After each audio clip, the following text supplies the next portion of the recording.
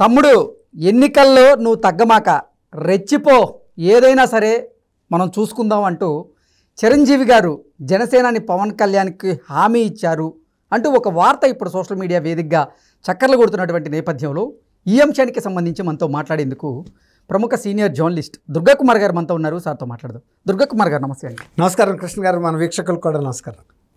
తమ్ముడు ఎన్నికల్లో నువ్వు అసలు ఎక్కడా తగ్గమాక రెచ్చిపో ఏదన్నా ఉన్నా మనం చూసుకుందాం అంటూ చిరంజీవి గారు జనసేనాని పవన్ కళ్యాణ్ గారికి హామీ ఇచ్చారని, అందులో భాగంగానే జనసేనానికి ఈరోజు చిరంజీవి గారు ఆశీస్సులు అందజేస్తూనే ఆయన పార్టీకి భారీగా విరాళం ఇచ్చారు అంటూ కూడా ఒక వార్త ఇప్పుడు సోషల్ మీడియాలో చక్కర్లు కొడుతూ ఉంది. విరాళం ఇచ్చిన మాట అయితే వాస్తవమే, చిరంజీవి గారి ఆశీస్సులు తీసుకున్న మాట కూడా వాస్తవమే. ఈ నేపథ్యంలో చిరంజీవి గారి హామీ గురించి ఏమంటారు సార్ మీరు? Blood is thicker than water అని ఎప్పుడైనా రక్త సంబంధమేనండి. ఇప్పుడు వీళ్ళు ఎప్పుడు కూడా చిరంజీవి గారి సోదరుల మధ్యలో పెద్ద అంటే విభేదాలు వచ్చిన సందర్భం ఎప్పుడు లేదు. ఎందుకంటే వాళ్ళు వచ్చింది ఒక మధ్యతరగతి కుటుంబం నుంచి వచ్చారు. ఇప్పటికీ వాళ్ళకి ఆ రూట్స్ తెలుసు, మనం ఏ స్థాయి నుంచి వచ్చాము అని. కాబట్టి ఇంత ఆశ సంపాదించిన ఆ ప్రేమలో చిన్నప్పుడు వాళ్ళ తల్లి దగ్గర పెరిగిన కష్ట నష్టాలు అవన్నీ కూడా వాళ్ళకి గుర్తుంటాయి. ఇంకా వాళ్ళలో ఇంకా కొంచెం ఏజ్ ఫ్యాక్ట్ వేరియేషన్ ఉన్నది పవన్ కళ్యాణ్ గారికి. పవన్ కళ్యాణ్ గారిని ఇంకా సహజంగా ముద్దుగా పెంచుంటారు. వీళ్ళిద్దరూ ఇంచుమించు ఒకే ఏజే, చిరంజీవి గారును నాగబాబు గారు. కాబట్టి వాళ్ళ మధ్యలో ఎప్పుడు కూడా పెద్దగా స్పర్ధలు ఉండి లేదు. ప్రజారాజ్యం పెట్టినప్పుడు నాగబాబు గారు అండ్ పవన్ కళ్యాణ్ కూడా చాలా బాగా కృషి చేశారు. అయితే ఏంటంటే ఇప్పుడు అక్కడ చిన్న విషయం, పవన్ కళ్యాణ్ గారు పార్టీని కొనసాగించాలనేది ఆయన ఉద్దేశం. ఆ పార్టీలో పెద్దగా మనం అనుకున్నంత సాధించలేకపోయాము, పార్టీని మెయింటైన్ చేయటం కష్టం, దీనికన్నా జాతీయ పార్టీ కాంగ్రెస్లో చేరిపోతే బెటర్ అనేది అక్కడ చిన్న విభేదం వచ్చింది వాళ్ళిద్దరి మధ్యలో. ఈయన ఏంటంటే కష్టమో నష్టమో మనం పార్టీ పెట్టాం కాబట్టి మనమే కాపాడుకుని కష్టంలో కూడా తట్టుకుని నిలబడితే మళ్ళీ పదవిలోకి వస్తామని. కానీ కెప్టెన్గా ఉన్నది చిరంజీవి గారు. నిర్ణయం తీసుకోవాల్సింది, ఖర్చులు భరించాల్సింది, కష్ట నష్టాలన్నీ ఆయనది. ఇక ఆయన అందులోనూ ఇక్కడ ఫుల్ సక్సెస్ రాలేదు కాబట్టి సినిమాల్లో అన్న ఈ టైంని స్పెండ్ చేసుకుంది బెటర్ తప్ప ఎప్పుడైనా అధికారంలో లేనప్పుడు పార్టీని మెయింటైన్ చేయటం చాలా కష్టం కృష్ణ గారు. అది అన్ని పార్టీలకి అందరి వ్యక్తులకి సాధ్యం కాదు. చాలా వేధిస్తారు. అంటే డబ్బు కోసం, డబ్బు అనేది లేకుండా ఎవరు కూడా మన చుట్టూ తిరగరు. డబ్బు అనేది ప్రధానం. ఆఫీసులు మెయింటైన్ చేయాలన్నా, కార్యకర్తలు మెయింటైన్ చేయాలన్నా, సభలో సమావేశాలు నిర్వహించాలన్నా ఎక్కడికక్కడ డబ్బు లూబ్రికేషన్ అనేది జరగాలి.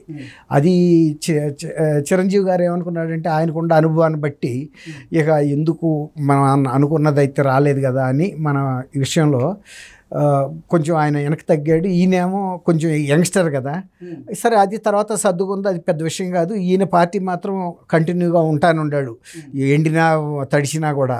మధ్య మధ్యలో సినిమా షూటింగ్లకి ఈయన కూడా అంటున్నారు, ఈయన సీజన్లలో పర్సన్ అనో ఏదో చెప్తా ఉంటారు కదా ఈయన గురించి.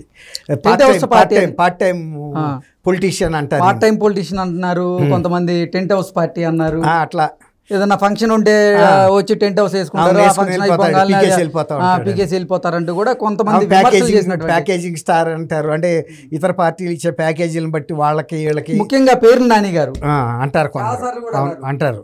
సరే అవన్నీ కూడా ఈయన భరించుకుని తట్టుకున్నాడు. మరి ఏ పదవి లేకుండా మరి మోడీ దగ్గర, ఒక ప్రధానమంత్రి దగ్గర, జాతీయ స్థాయిలో అధికారంలో ఉన్న పార్టీ దగ్గర అంత ప్రాప్తం ఆయన పొందగలిగాడంటే గుర్తింపు. మరి ఆయన ఎప్పుడు కూడా కార్పొరేటర్గా కానీ కౌన్సిలర్గా కూడా గెలవలేదు కదా. ఒక్క పార్టీ శాసనసభ్యుడు కూడా ఆయనకి ఎక్కడ లేరు. కానీ వ్యక్తిగతంగా ఆయనకున్న గ్లామర్నే పరిగణలోకి తీసుకుని మోడీ గారు ఆ ప్రాధాన్యత ఇచ్చాడు. ఈయన కూడా దాన్ని గౌరవాన్ని నిలబెట్టుకుంటూ వచ్చాడు. ఇప్పుడు ఇవాళకి వచ్చేటప్పటికి చిరంజీవి గారు మరి ఇప్పుడు ఎన్నికల దగ్గరికి వస్తున్నాయి కాబట్టి పాత గుర్తులన్నీ వస్తాయి కదండి. ఇప్పుడు వాళ్ళ ఇంట్లో పెరిగిన పిల్లాడు పవన్ కళ్యాణ్, వాళ్ళ వదిన చేతుల మీదుగా పెరిగాడు కాబట్టి అన్నయ్య దగ్గరికి వెళ్ళి వాళ్ళ ఆశీర్వాదం తీసుకున్నాడని నేను కూడా సోషల్ మీడియాలో చూశాను. చూసినప్పుడు ఆయన మరి చిన్న అందరికన్నా ముద్దు పవనే కదా, మరి ఆల్ ద సక్సెస్ చెప్పాడు. ఒక 5 అంటే ఆయన ఇచ్చిన విరాళం ఇది ఆరంభం మాత్రమే, అంతం కాదన్నట్టు ఆయన వదలుచుకుంటే ఇంకా చాలామందికి పెద్ద పెద్ద ఇచ్చిన సందర్భాలు ఉంటాయి. కాబట్టి ఈ 5 సీడ్ క్యాపిటల్ లాగా వాడుకోమంటమే. నిజానికి 5 కోట్లు జనసేన పార్టీ ఇప్పుడు నిర్వహణకి ఈ స్పీడ్కి ఈ ఎన్నికలను ఎదుర్కోవటానికి వాళ్ళకుండా ఒక 20 సీట్స్ ఎంతో తీసుకున్నారు కదండి వాళ్ళు. 20 సీట్స్లో మరి డిస్ట్రిబ్యూట్ చేయాలి కదా ఎంతో కొంత అభ్యర్థులకి. తర్వాత మరి కూటమిలో భాగస్వాములు వీళ్ళ షేర్ కూడా మరి ప్రజెంట్ చూపించాలి కదా జనసేన కూడా నిలబడింది అని. కాబట్టి ఆయన ఒక ఆశీర్వాదంతో పాటు ఇచ్చిన అమౌంటే కానీ ఆ తర్వాత అయినా ఏదన్నా సర్దుబాటు చేయగలిగిన శక్తి తర్వాత ఇది చేయాలనే సంకల్పం చిరంజీవి గారికి డెఫినెట్గా ఉంటుంది. అట్లాగే నాగబాబు గారు కూడా తనకున్నంతలో అవసరమైతే తను ప్రచారంలోనూ పాల్గొంటాడు, మళ్ళీ డబ్బుగా చూస్తాడు. కాబట్టి నాగబాబు గారి ప్రచారంలో పెద్ద ఫలితం ఉంటుందని నేను అనుకోను. ఎందుకంటే చిరంజీవి గారికి ఉన్న గ్లామరు, పవన్ కళ్యాణ్కి ఉన్న గ్లామర్ నాగబాబు గారు ఓన్లీ అది జబర్దస్తే కదండి ఎక్కువ చేసేది. కాబట్టి ఒక పెద్దాడిగా కొన్ని సార్లు ఏమైనా నియోజకవర్గాల్లోకి వెళ్ళినప్పుడు ఆ అభ్యర్థులకి గైడెన్స్ ఇవ్వటం, కార్యకర్తలకి గైడెన్స్ ఇవ్వటం ఇలాంటివి చేయగలడు. గతంలో ప్రజా పార్టీ తరఫున కూడా ప్రజారాజ్యంలో చేస్తున్నాడు కాబట్టి ఈ నిర్వహణకు సంబంధించిన కొన్ని మెలకువలు ఆయనకు కూడా తెలుసు. ఆ మేరకి పవన్ కళ్యాణ్ గారికి ఉపయోగపడగలుగుతాడు ఒక అన్నగా అని నేను అనుకుంటున్నా. ఓకే సార్, తమ్ముడికైతే చిరంజీవి గారు ఆశీర్వాదాలు అందజేశారు, అలాగే పార్టీకి కూడా భారీగా విరాళం ఇచ్చినటువంటి నేపథ్యంలో అంటే అసలు చిరంజీవి గారు జగన్మోహన్ రెడ్డి గారికి ఊహించినటువంటి ఒక భారీ జలక్కిచ్చారు అంటూ కూడా ఇప్పుడు సోషల్ మీడియా వేదికగా ఒక చర్చ అయితే నడుస్తూ ఉంది. చిరంజీవి గారు ఏంటి జగన్మోహన్ రెడ్డి గారికి ఊహించని ఝలక్ ఇవ్వడం ఏంటి అంటే ఏం చెప్తారు? అంటే ఒకటి మన కృష్ణ గారు కొంచెం సోషల్ మీడియా సర్కిల్స్లో ఏంటంటే చిరంజీవి గారిని దగ్గరికి తీసి కౌంటర్గా పవన్ కళ్యాణ్కి చేయాలనేది వైఎస్ఆర్సీపీ ఒక వ్యూహం ఉందనేది తెలుస్తుంది. అంటే ఈయన్ని కౌంటర్గా తీసుకురావటం వలన ఇక ఎప్పుడైతే చిరంజీవి గారు ఇటు వచ్చారో జనసేనకు చెక్కపడిపోతుందని, ఆ సామాజిక వర్గం ఓట్లు ఈయన తీసుకొచ్చేస్తాడని. కానీ చిరంజీవి గారు పవన్ కళ్యాణ్ యువతలు ఇంకో పార్టీ పెట్టుకుని ఉన్న టైంలో వైఎస్ఆర్సీపీ కనుక వెళ్తే ముద్రగడ పద్మనాభం గారు చేసిన ఆయన చేసినటువంటి దాన్ని ఏమంటామంటే మనం ఫాల్ట్ తప్పే ఈయన చేసినట్టు అవుతుంది. ఎందుకంటే ముద్రగడ పద్మనాభం గారు వైఎస్ఆర్సీపీలో జాటాన్ని సామాజిక వర్గ పరంగా ఎవరు కూడా ఆమోదించట్లా. అట్లాగే హరిరామ్ జోగి గారు వీళ్ళిద్దరూ ఒకప్పుడు కాపు సామాజిక వర్గానికి ఛాంపియన్స్ అన్నట్టు బిహేవ్ చేశారు. మీరు కూడా చూశారు. మేమే వీళ్ళు ఈ వర్గాన్ని ఉద్ధరించడానికి పుట్టామని. ఇవాళ ఆ సామాజిక వర్గం వాళ్ళని చాలా దూరంగా పెట్టింది. వాళ్ళు అక్కడికి వెళ్ళినా కూడా 1% ఆఫ్ ద సామాజిక వర్గం ఓటు టిల్ట్ అయ్యే అవకాశమే లేదనేది ఆ సామాజిక వర్గ ప్రజలు చెబుతున్నారు. ఎందుకంటే వాళ్ళు కరెక్ట్ మనుషులు కాదు, మమ్మల్ని తప్పుదోవ పట్టించారు, వైఎస్ఆర్సీపీకి అంత అన్కండిషనల్గా వెళ్ళి జారాల్సిన అవసరం ఉంది, వాళ్ళ స్వార్థ రాజకీయ ప్రయోజనాలకి వెళ్ళి కులాన్ని కూడా తాకట్టు పెడతామంటే ఒప్పుకోము. ఓ రకంగా దానికన్నా పవన్ కళ్యాణ్ బెటరు.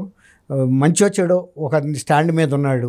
తర్వాత అతనిలో అంత కల్మషం లేదు.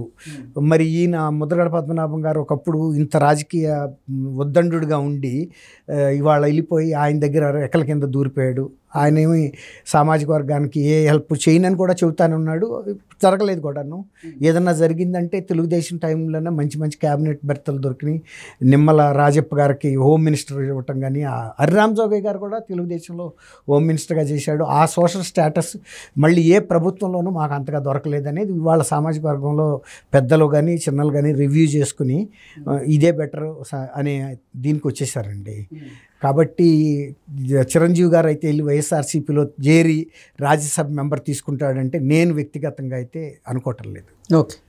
Okay sir, thank you Krishna గారు, మన వీక్షకులు కూడా.